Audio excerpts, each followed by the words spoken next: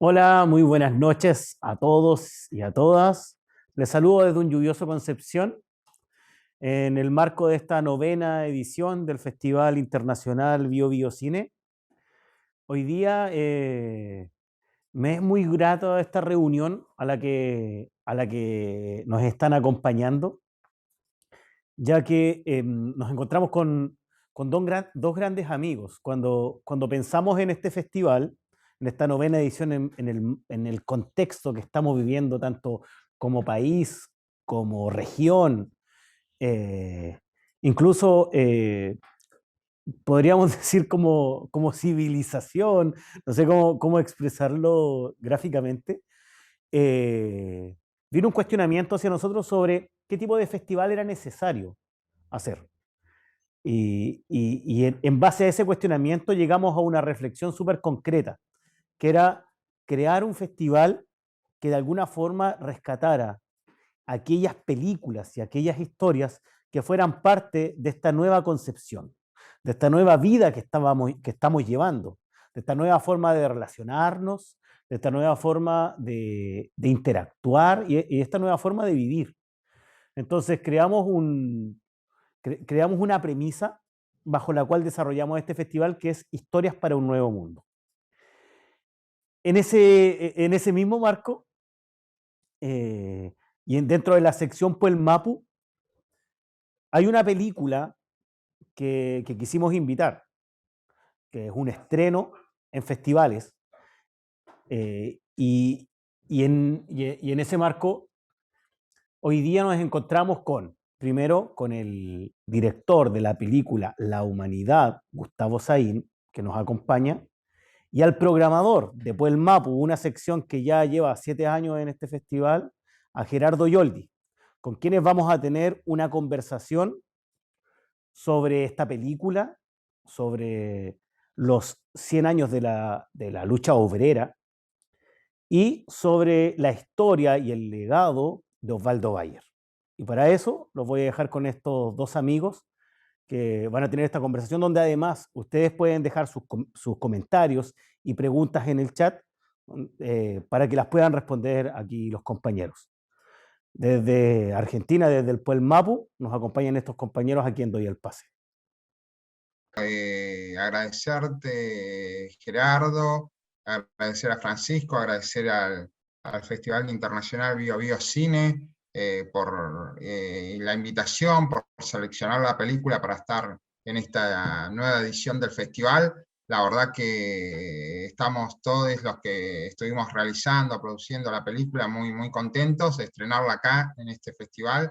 Y bueno, del otro lado, como a veces dicen, la cordillera, nada menos que en una ciudad hermana, en un lugar donde desde varios lugares, desde varias realizaciones nos conocemos, y anteriormente ya estuve también en el festival, y bueno, así que con gente conocida mejor aún, y seguir generando esos lazos es importante, de unirnos, porque a veces, como decía Osvaldo, sí, qué locura estas fronteras, ¿no? Que están tan marcadas, tan marcadas. Somos todos latinoamericanos, somos todos suramericanos, tenemos un mismo origen, la mayoría, así que, bueno, todo eso tendría que ser, y estas fronteras culturales claramente no están, ¿no es cierto?, por esto estas uniones. Así que, bueno, acercándome un poquito a esto que me consultabas, de cómo fue mi acercamiento a Osvaldo. Un poco fue desde muy joven, por ahí desde adolescente. Yo esto lo he contado algunas veces, pero bueno, fue a través de un libro de él que me llegó a mis manos casi de casualidad, a los 13 años más o menos. Lo leí sin saber bien qué era, y bueno, era La Patagonia Rebelde, y como siempre digo, bueno, fue un quiebre vital para mí, ¿no? Leer ese libro me movilizó demasiado, aún siendo muy joven, y también se resignificaron muchas cosas, ¿no? La manera de cómo había realizado esa investigación, cómo escribía, ¿no?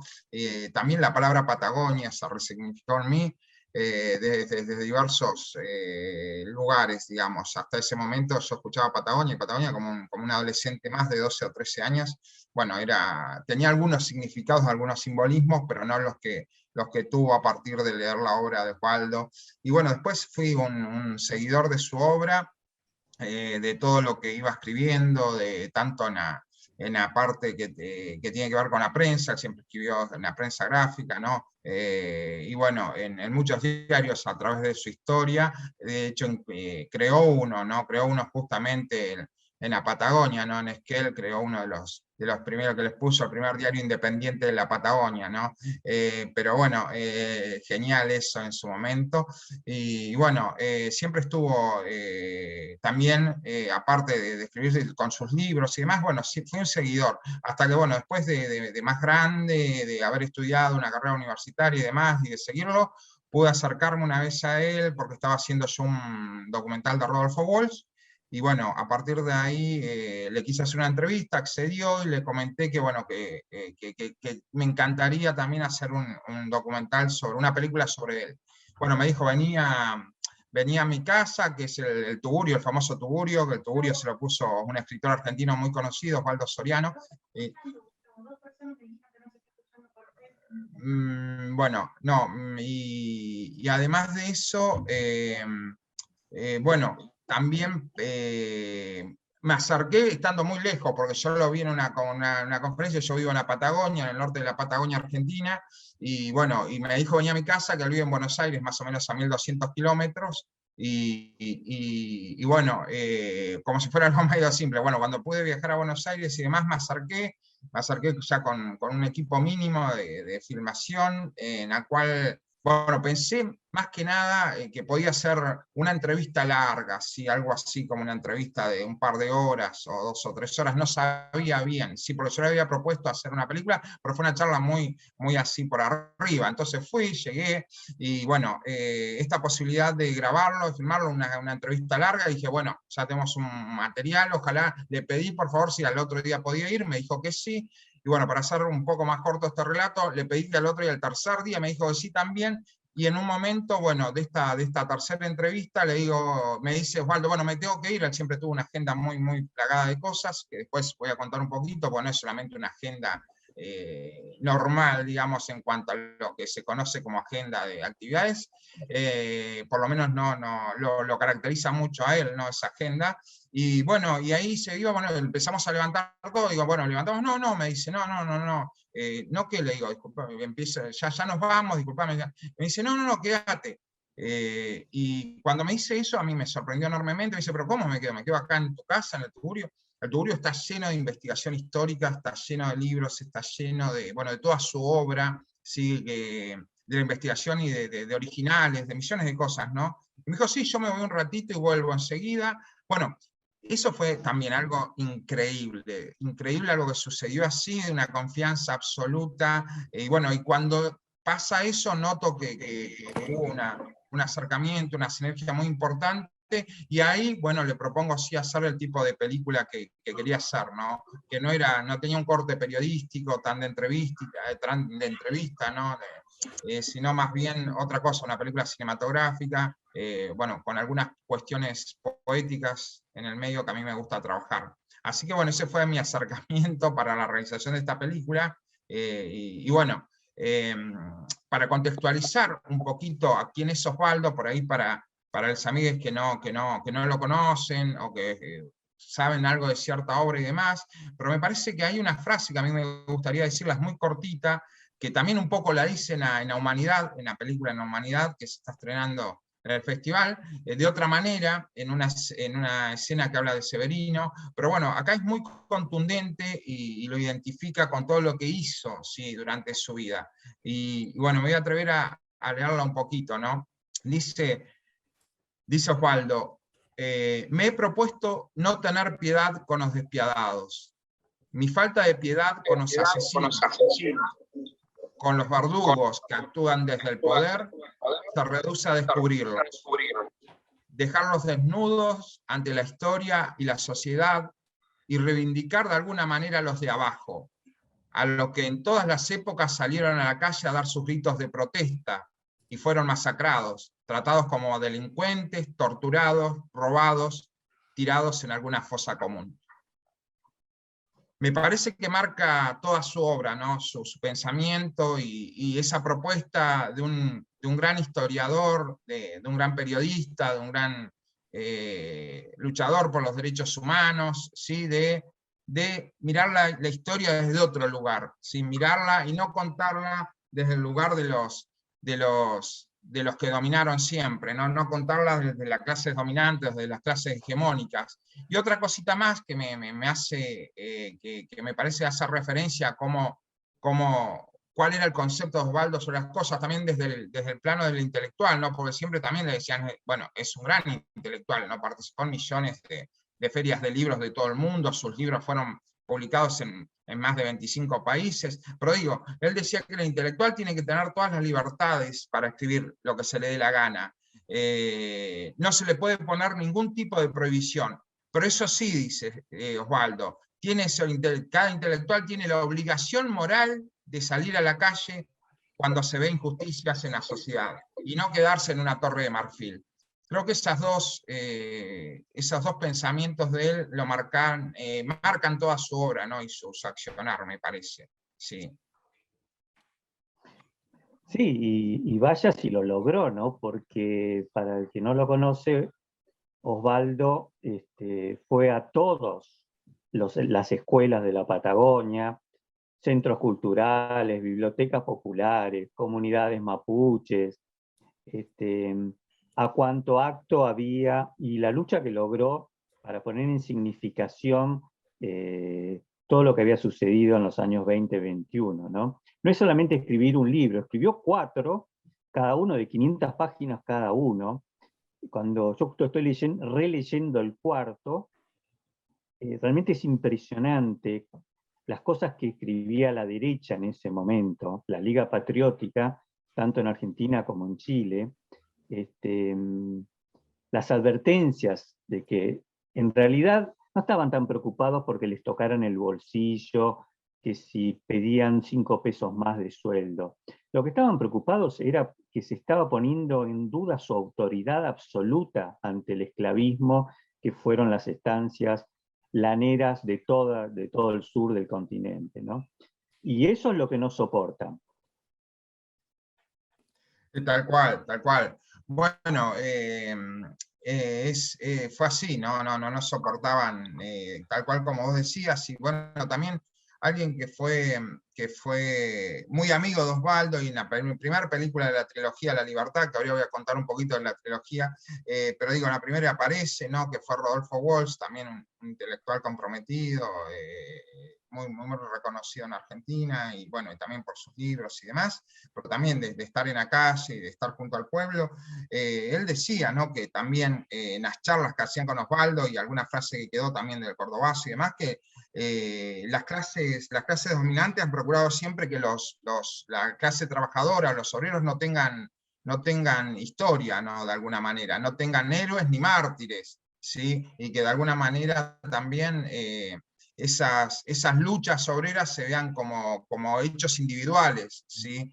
Por lo tanto, no, son como sujetas. Esto trabajaba mucho, Osvaldo, y es muy importante, ¿no? El tema de las continuidades, ¿sí? Cómo esos hechos, ¿sí? Por ejemplo, las huelgas obreras del 20 en adelante, el 21 en la Patagonia y demás, todo lo que investigó, cómo tienen continuidades en la historia. Y eso es traerlas al hoy, ¿sí? Con diferentes continuidades, diferentes, por acciones, por diferentes réplicas, por personajes que siguen apareciendo en distintas generaciones y demás. Bueno, es muy importante. Pero la clase dominante generalmente, sí, como decía Walsh y Osvaldo Bayer, trata de verlas como hechos aislados, ¿sí? Entonces la experiencia colectiva de los trabajadores se pierde, ¿no? Esa experiencia colectiva que tiene estas continuidades de las luchas. Por lo tanto, bueno, la historia siempre la contaban, y a veces la cuentan los mismos, ¿no? Estas clases dominantes, los mismos que, como dice Osvaldo y como dice Walsh, ¿sí? Son los mismos que cuentan la historia, son los dueños de las historias, que casi siempre son los dueños de casi todas las cosas. Entonces, en ese contexto aparece un Osvaldo Bayer, que cuenta la historia de los obreros, las rescata del olvido, las visibiliza. Bueno, en este caso la Patagonia Rebelde, ¿no? Como decís bien vos, Gerardo, 4 tomos impresionantes, sí, increíbles, una investigación profunda que estuvo 8 años realizándolas, ¿no? Y que, bueno, que encontró, como él dice en la película también, y en La Humanidad, a muchos sobrevivientes en el momento que estaba investigando, ¿no? Y muchos también, en este caso, militares, ¿no? Y demás, que a veces le había tocado, en algunos casos no, a jóvenes, ¿sí? Tener que fusilar obreros, y todo eso que había quedado ahí como un martirio en algunos casos, ¿no? Sobre todo de los militares más jóvenes, ¿sí? Entonces, bueno, todo eso lo pudo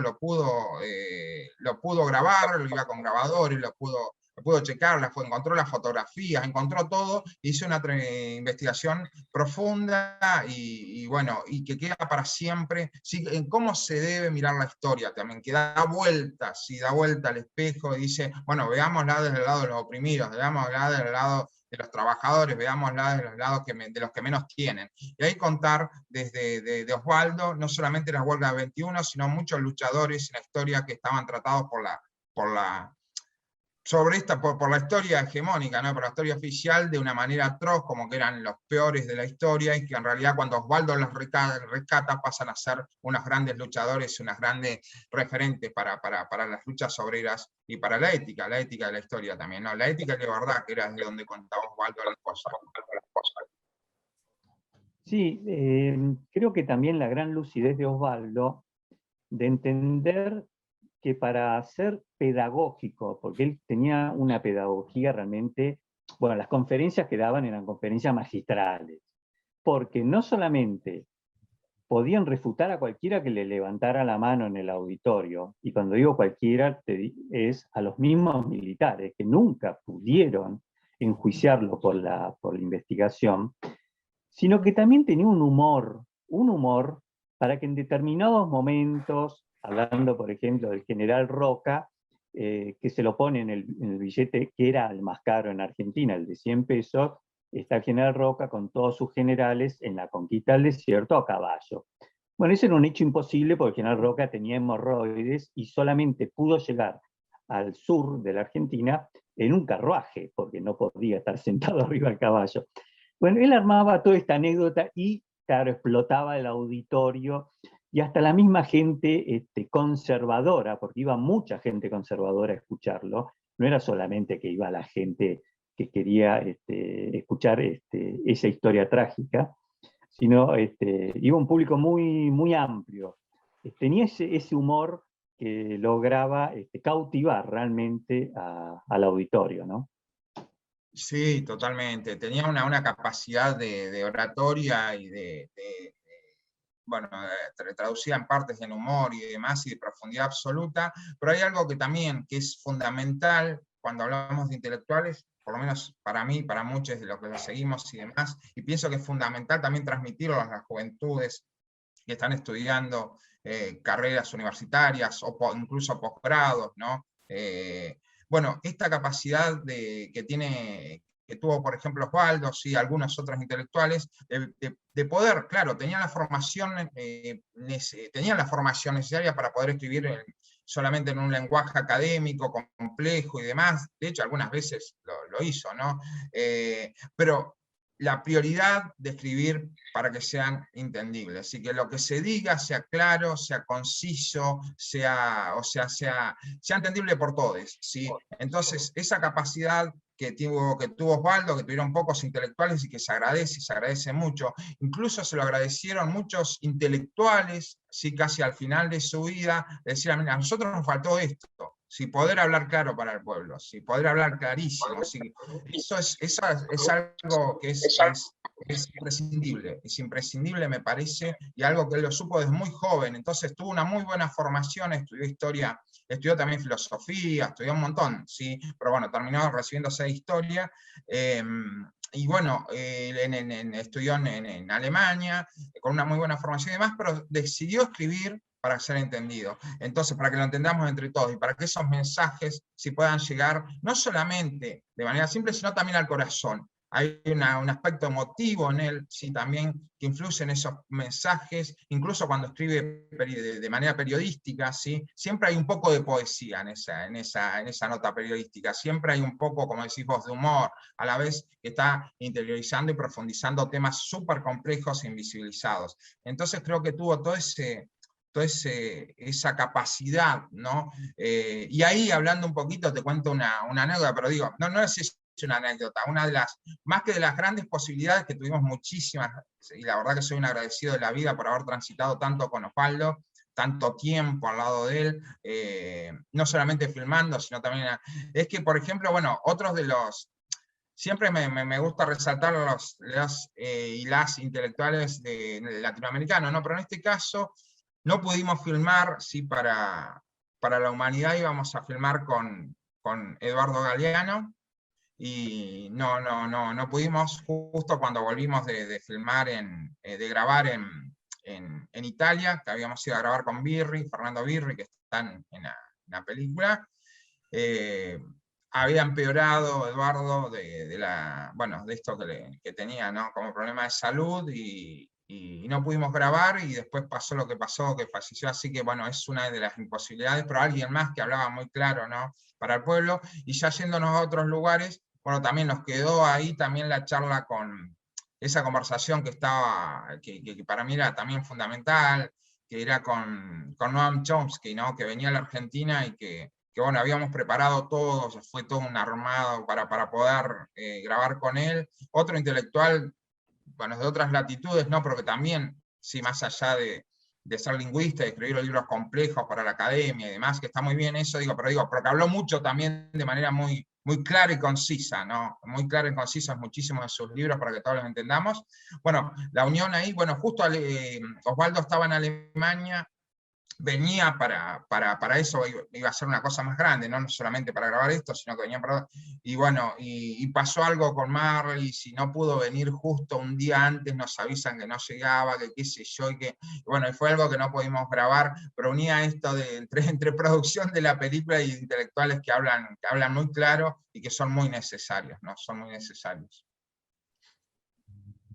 Sí, hablando un poco porque generalmente se ven como estos sucesos trágicos, se terminan viendo como un desaliento, ¿no? Un desaliento, y mira, si vas a protestar te va a pasar esto, ¿sí? Son como lecciones históricas que da lo que llamamos el sistema, en este caso eran los latifundistas, si protestas te va a pasar esto, te vamos a fusilar. Ahora, el gran éxito de Osvaldo el otro día hablaba con gente de Calafate, de la comisión ahí de homenajes, que se hace todos los años un gran homenaje en la estancia Lanita de los Brown Menéndez Betty, donde se fusiló muchísima gente el 7 de diciembre justamente.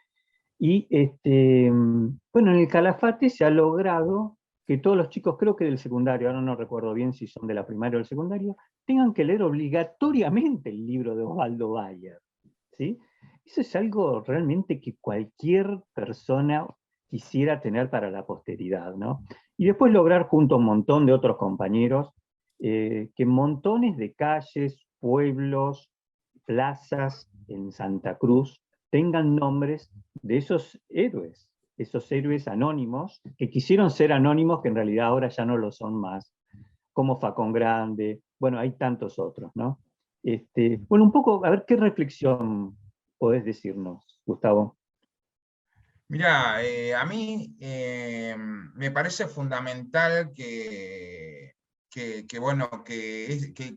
estudie la obra de Osvaldo, como tantas otras, porque no, si Osvaldo Bayer en las escuelas, cada vez se produjo más. Yo pude acompañarlo en un par de esas 2 escuelas en Capital Federal mismo, ¿no?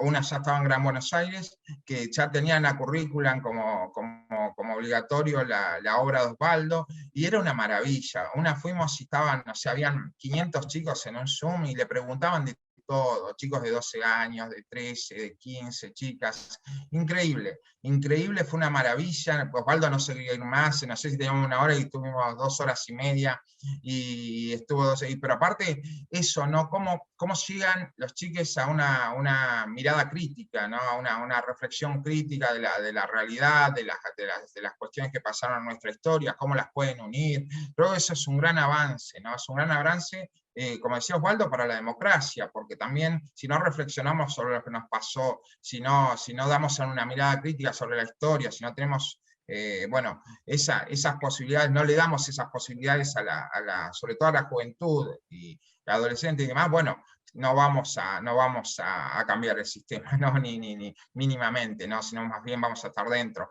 Creo que cada vez más, bueno, voy a otro lado un poquito, esto del apego de la juventud a Osvaldo Bayer, ¿sí? Esto era increíble, ¿sí? Cada vez que movilizábamos, que lo seguía, ¿no? Movilizábamos, yo lo seguía con la cámara, ¿no? Íbamos a diferentes lugares, en una agenda, como decía, siempre muy colmada de cosas, y variadas, o sea, increíblemente variadas. Una cosa de, a las 8 de la mañana estábamos no sé, en una escuela, a las 10 estabas o a las 12 estabas no sé, en una biblioteca popular, a las 3 de la tarde estábamos en el Senado hablando por alguna ley, a las 5 estábamos no sé, bueno, era todo así todo el día. Terminabas, a veces les teníamos que decir, Osvaldo, le decía yo, paremos, ya cuando teníamos mucho más confianza, y nos llevamos a la mitad, decía, Osvaldo, no, de más, paremos un cachito, porque no, estamos de las 8, de las 6 de la tarde, no paramos ni a tomar un vaso de agua, le decía. Y bueno, y era así, pero lo más lindo es que al otro día era igual.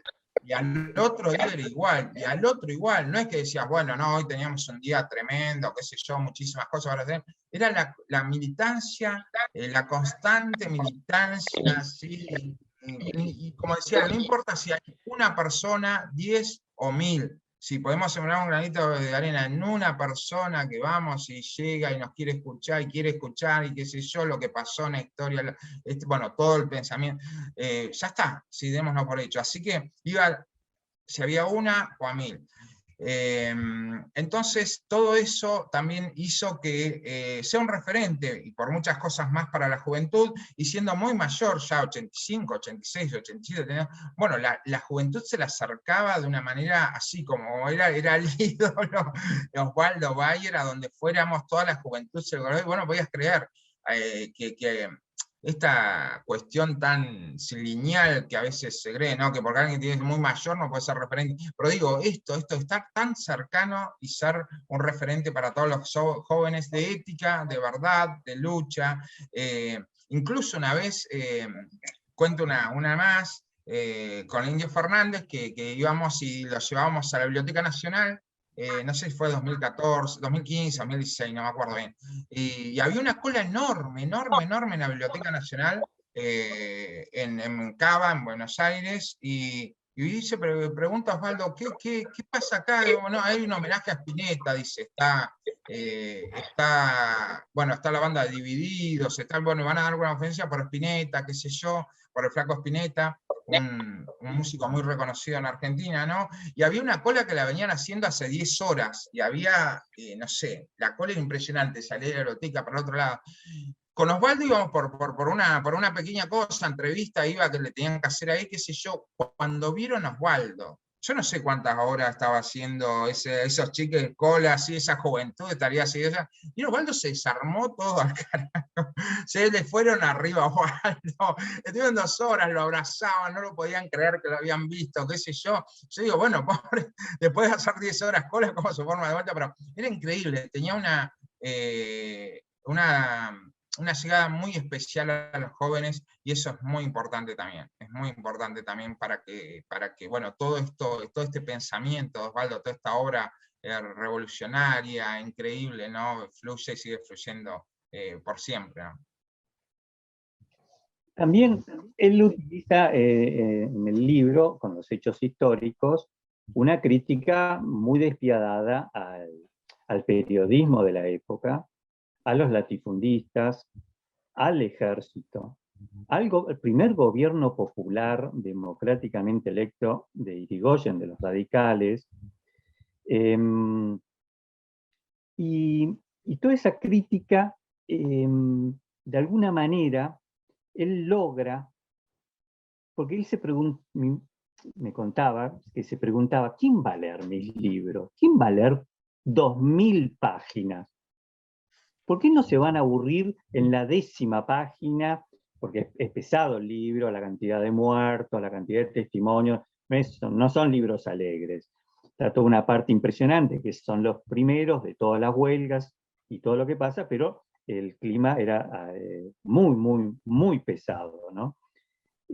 Con la genialidad de llegar al público. Eran épocas en Argentina de grandes películas, ¿no? Por ejemplo, Juan Moreira, después otras películas importantes con contenido social como Quebracho, todo lo que pasa en el norte de Santa Fe, en los quebrachales, los ingleses y el gobierno que mata a todos, también a todos los peones, inventa esto de la película, La Patagonia Rebelde, que hoy cualquiera puede meterse en YouTube y verla, y llegar entonces a un público absolutamente masivo, más allá que la película duró en el año 74 en un contexto muy complejo, que ya estaba muriendo Perón, ya los militares casi eran dueños en realidad de la Argentina, la derecha, en un clima realmente de una violencia política tremenda.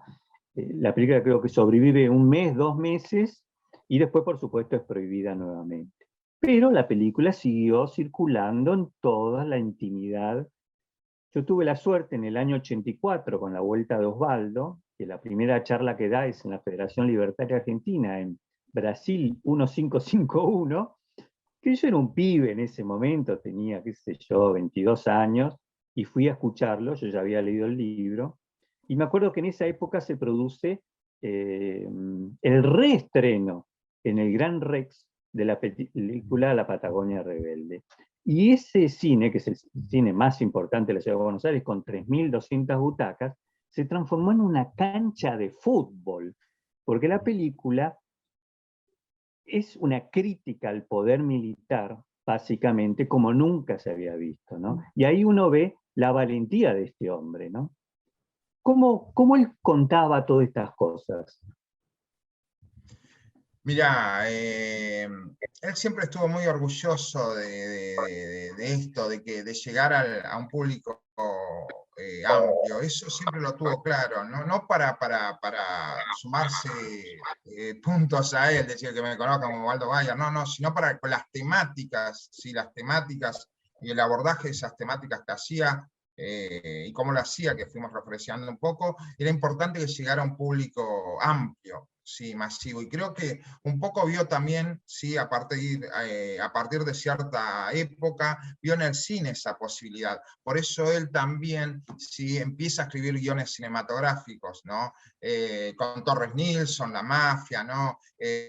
Tiene unas anécdotas increíbles con Torres Nilsson, pero bueno, más de corte netamente como La Patagonia Rebelde, ¿no? Que encima se obtiene el Oso de Plata en la Berlinale, ¿no? Y ahí la película es imposible de que, como decía, que ya la tapen en Argentina. En ese momento sigue siendo, pero en ese momento el cine con la llegada que tenía y demás, bueno, tener el Oso de Oro, creo que la primera vez que una película argentina llegaba en la Berlinale a eso, bueno, era imposible taparla, ¿no? Entonces, pero bueno, la reacción del público que siempre contaba él es que, bueno, hay muchas anécdotas de esas que son geniales, ¿no? Porque él hace, Osvaldo, como en la Patagonia ya hay una anécdota que cuenta, que están los libros, que bueno, que ya no les quedaban más actores, ¿no? Para ahí, entonces como necesitaban tanta cantidad de extras y actores, y que yo en un momento le dice, Osvaldo va a tener que actuar, le dice Olivera, ¿no? Y le dice, no, pero ¿cómo? Sí, pero no, yo no puedo hablar, no digas una palabra, vos no podés decir una palabra porque encima estaba el gremio de actores, al no ser actor tenía que pasar por extra, no, ni siquiera por un bolo. Bueno, entonces, bueno, abrió una palabra, pero hace de un estanciero inglés. Entonces, dice que cuando van a, bueno, después de que se estrenan de nuevo en Democracia y demás, la película, ¿no? Y antes también los primeros estrenos, previo a la dictadura, era tan la efervescencia, ellos iban a los cines llenos, se llenaban para ver La Patagonia Rebelde, y era tal la efervescencia que a veces no había una separación entre la realidad y la ficción. Entonces dice que una vez lo reconocieron a él, ese es el estanciero inglés, y tuvieron que salir corriendo porque pensaba que lo acribillaban, ¿viste? Lo acribillaba la gente del cine. Entonces, siempre tuvo la visión muy clara de esto, ¿no? A través de la literatura, bueno, obviamente la investigación histórica, del periodismo y del cine, ¿sí? Llegar con estas temáticas a las grandes masas, porque era importante también que llegue a los que no son, digamos, tan reconocedores de estas temáticas, los que por ahí piensan de otra manera, pero hasta que lo leen cambian. O sea, bueno, era llegar a un público amplio, y creo que lo pudo hacer con todo lo que hizo, como te decía, desde el periodismo, desde la literatura, desde la poesía, desde el cine, y bueno, y abordajes posteriores, que esto también tiene que ver con las continuidades que hablaba, sí, con las temáticas siempre les dio continuidad histórica, abordándolas desde el hoy, ¿sí? Viendo los pasos bueno, y las decisiones históricas y los entramados históricos que se fueron produciendo, sin no verlo como hechos aislados, vuelvo a decir, pero él también les dio continuidad también hasta con diferentes discursos y diferentes narrativas. Casi al final de su vida estuvo haciendo la obra de teatro de Las Putas de San Julián, ¿no? Y bueno, con el teatro también llegó con esa temática. Bueno, esas posibilidades me parecen increíbles, ¿no? Sí, la verdad que tenía una gran capacidad de poder mostrar, o sea, de toda esa frase que vos leíste al comienzo, de cuál era un poco su misión, cuando él descubre realmente su misión y cuál sería el barco necesario para que eso suceda, en un contexto, hay que recordar nuevamente, de violencia tremendo, porque no es que era gratuito lo que estaba pasando en Argentina, ¿no? Pero, si te parece, quería hablar un poquito ahora de la trilogía, de la película. El año pasado pasamos La Libertad.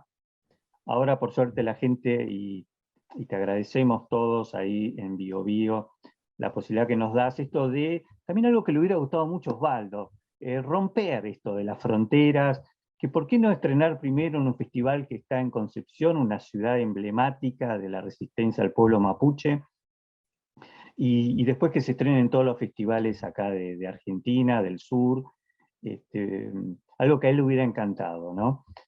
Tal así que fue sancionado por el Senado de la Nación, que yo sé que lo declararon, no me acuerdo bien la anécdota, pero salió en los diarios, ¿no? Lo declararon como persona, ¿cómo es? Ingrata, no sé. Sí, no grata, sí. Contanos un poco entonces de la trilogía, lo que hiciste y lo que va a venir. Bien, bueno, cuando comencé a poder hacer esa película que me pareció, bueno, era las películas que quería hacer de Osvaldo, y bueno, por más que uno haya leído toda su obra, haya sido un seguidor, lo haya escuchado, cuando ingreso de alguna manera ya en una relación mucho más íntima, ¿sí? Con él, por esta afinidad que tuvimos, por esta bueno, posibilidad que da Osvaldo también de acercarse, ¿no? Y bueno, y transcurrido bastante tiempo ya de estar prácticamente en su casa, desde la mañana hasta la noche, más, bueno, empiezo a ver que hay 1.000 millones de cosas más, ¿no? De cuestiones investigadas, de recursos, a ver, hablando de formas de representación, que me daban para generar formas de representación distintas dentro del cine, que me daban posibilidades de generar tramas y subtramas, que se abrían todo el tiempo, y los conductores diferentes, o sea, digo, cada vez que lo iba conociendo más, cada vez que me acercaba más, cada vez que veía su intimidad y las cosas que habían pasado en el medio, y esos hilos finos que a veces uno se pierde simplemente viendo la obra, bueno, enseguida empecé a visorar que ya con una película no era suficiente. Incluso cuando hacemos el estreno de La Libertad en Alemania, se estrena en Alemania en el 2013 La Libertad, en los cines Babylon, bueno, ahí ya digo, ¿no? Que va a ser una trilogía, la obra de Osvaldo. la primera, la libertad, la verdad es que bueno, trabajé un poco con una temática que trabajamos un poco con una temática que fue la comparación de los genocidios, de 3 genocidios: el genocidio de los pueblos originarios, el genocidio del nazismo, ¿no? Y el genocidio de la última dictadura militar argentina.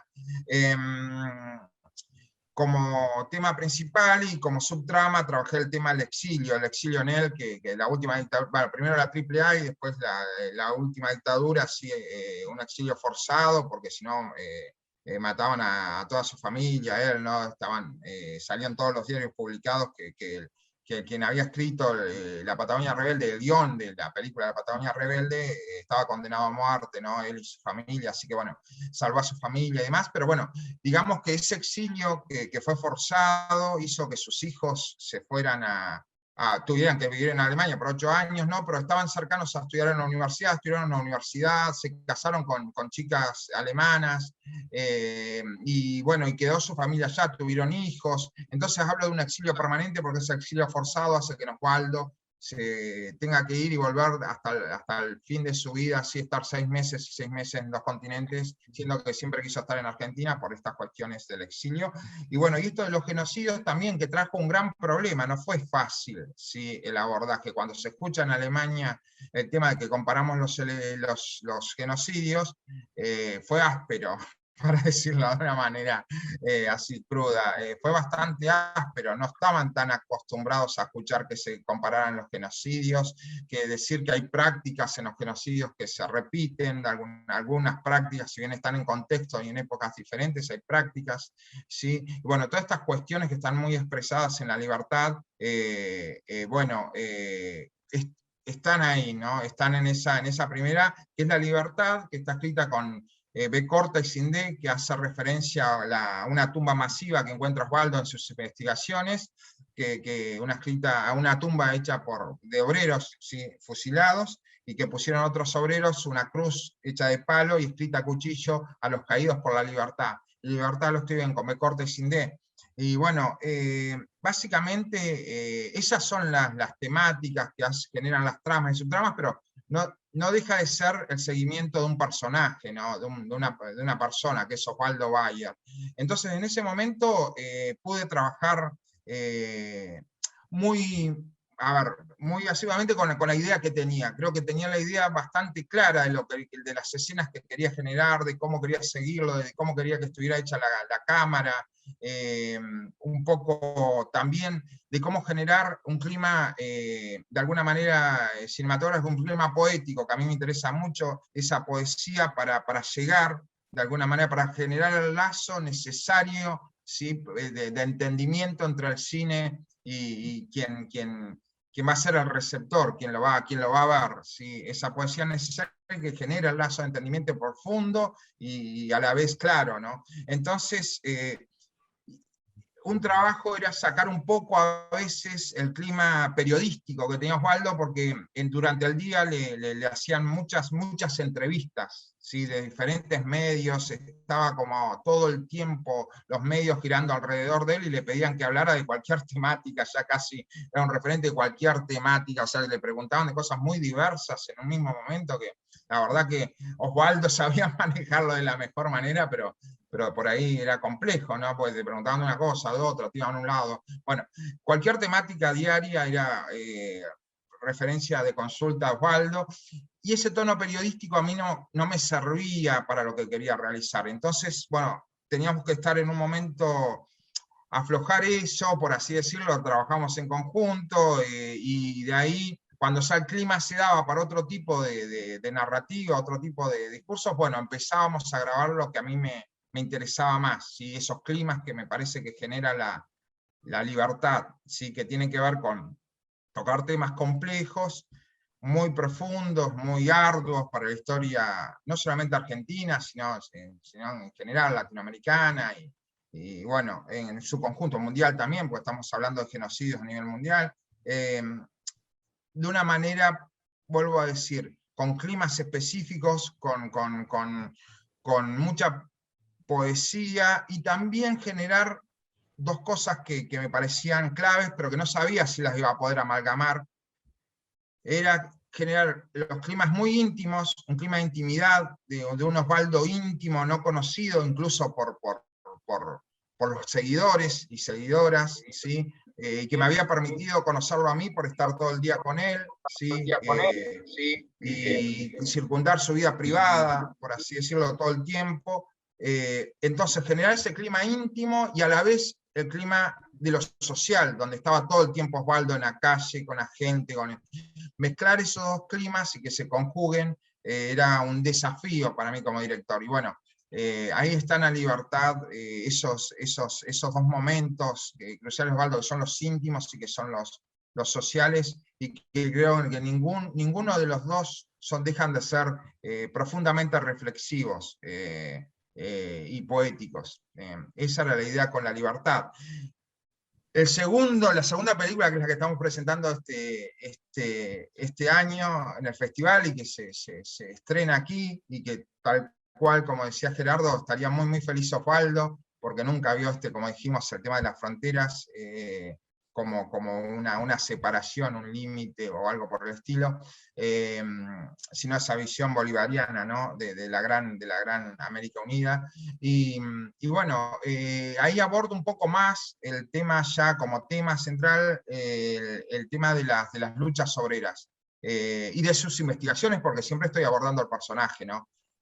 Las investigaciones, las luchas obreras, sobre todo las de la Patagonia Rebelde, que él escribe, la Patagonia Trágica primero, la Patagonia Rebelde, y la unión, sigo con la idea siempre que tuvo Osvaldo, que a mí me interesa muchísimo también, de unirla con cuestiones de un correlato, sí, de continuidades, no algo estanco. Entonces, bueno, también en la película se habla un poco no solamente de las luchas sobre el 21, y que es donde se muestra toda su investigación, se muestra a Osvaldo ya como investigador, ahí en toda la película creo, que va a un montón de lugares a buscar archivos, y los encuentra, sino también que nos encontramos con todos sus archivos de aquella época, fotos encontradas de las huelgas obreras, archivos únicos que él solamente debe haber buscarlos ahí, que encontró, y que están escritos, ¿sí? Que tienen sus referencias, que tienen un gran valor, ¿no? Me parece, que todos esos escritos que hace, las referencias y lo dicho, y bueno, y también abordarlo desde lo que pasa con las luchas obreras hoy, de los inmigrantes que vinieron,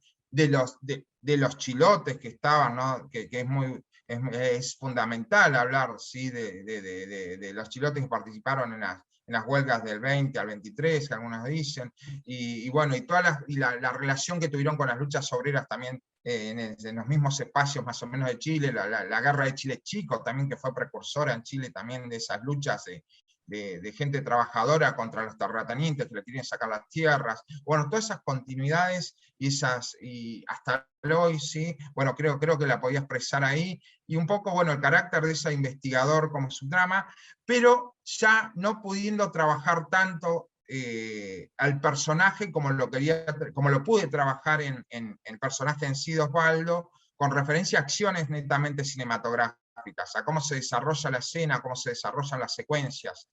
Incluso ya con un Osvaldo mucho más grande, que ya no puede movilizarse tanto con las piernas, ¿no? Todo eso está ahí, pero sin embargo sigue luchando, sigue estando en las calles. Es una mirada totalmente movilizadora, optimista, por lo menos la que quise dar, ¿no? No sé si bueno, los espectadores dirán, pero sí, un personaje con 89, 90 años que ya no puede caminar y está en los lugares, sigue yendo, le dice el médico, basta, dejá, ya está, Osvaldo, ya hiciste lo que tenías que hacer, si seguís así, y él a los 2 minutos arranca de vuelta para la calle, o sea, no le interesa tanto su persona, sino le interesa la función social que cumple, ¿no?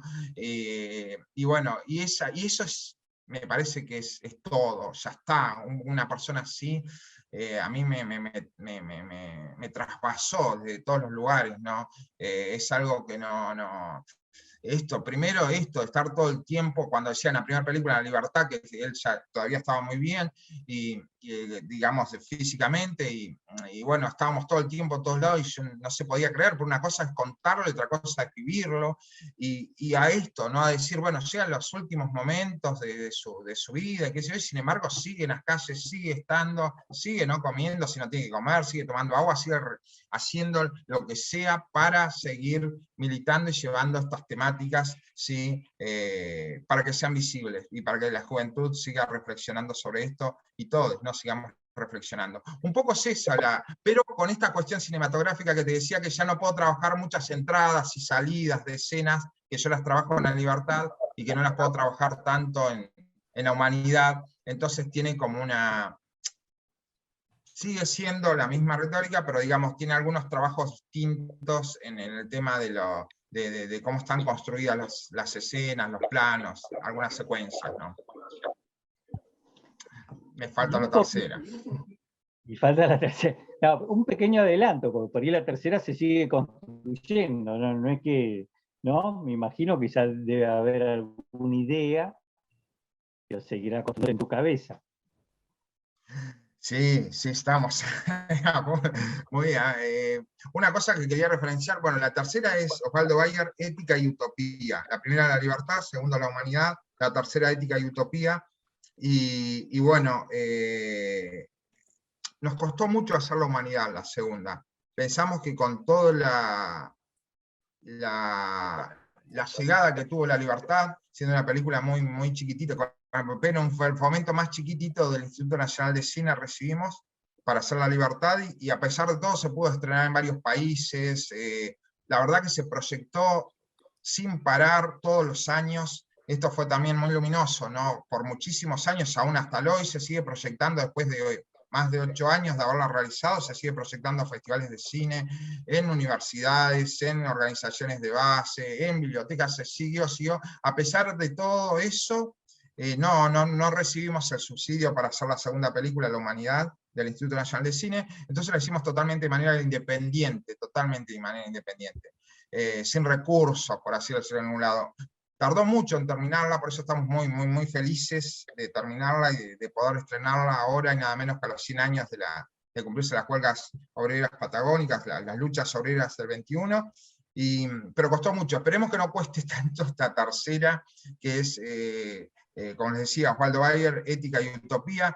Un poco va a mostrar todo, no el legado en sí, el legado de Osvaldo Bayer, sino cómo esas luchas, esas miradas utópicas, como dice, lo dice muy claro Fernando Aguirre en La Humanidad, ahora en la película que se está estrenando, ¿no? Ese encuentro fantástico, glorioso para mí, ¿no? De poder tenerlo a los dos juntos, nada menos que al padre del cine latinoamericano, o uno de los padres del cine latinoamericano, ¿no? Con una visión muy clara, ¿no? de la visión social y política que cumple el cine, ¿no?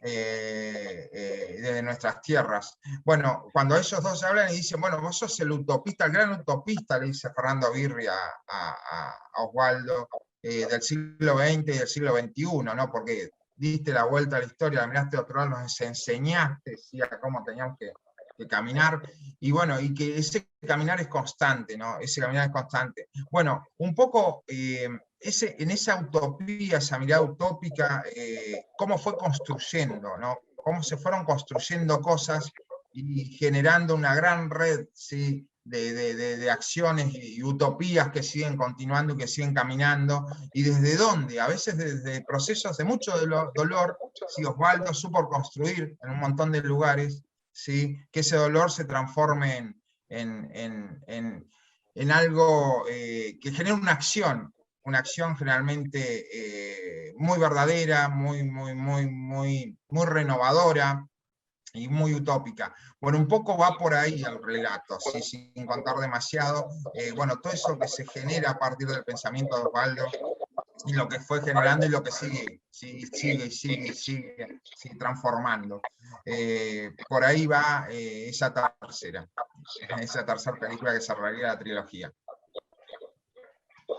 Bueno, un desafío para ver cómo la terminás y poder estrenarla. Ojalá que la podamos estrenar allá en Concepción. ahí en vivo con la gente en el cine de Concepción, ¿no?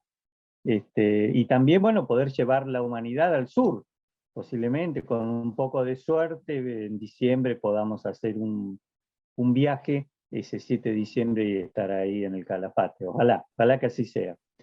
Ojalá. Bueno, creo que acá lo interesante es que está la película liberada durante un montón de días para que la gente pueda entrar y verla en forma gratuita en ambos países. Y bueno, que sirva como esa frase que siempre decía Osvaldo al final, después de relatar sus sucesos, porque él relataba montones de estas luchas que quedaban como olvidadas, ¿no? Olvidadas por todo, por el sistema. De gente hasta anónima en sí, que decía, bueno, terminaba su frase como, la ética siempre triunfa, ¿no? Y eso era su faro, su luz para seguir, ¿no? Y realmente para él fue así, porque hasta el último momento él estuvo escribiendo contratapas de diarios, escribiendo, estando en la calle, dando discursos, saliendo en la televisión, ya cuando estaba realmente muy, muy anciano, y por ahí uno dice, bueno, llegó la hora de descansar. Él no descansó hasta el final con esa frase hermosa que la ética siempre triunfa. Tal cual, tal cual. La ética, podrán pasar años, podrán pasar siglos, pero la ética siempre triunfa en la historia.